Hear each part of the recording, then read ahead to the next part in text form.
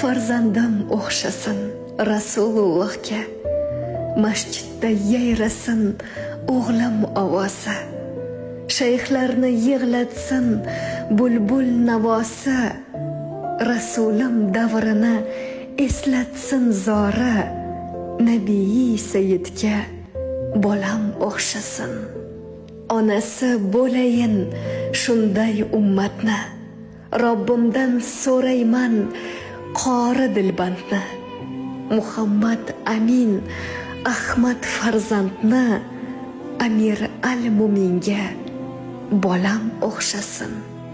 Xulqi Qur'on bo'lsin va sunnatga xos, mo'min ummat bo'lsin nabiyimga mos.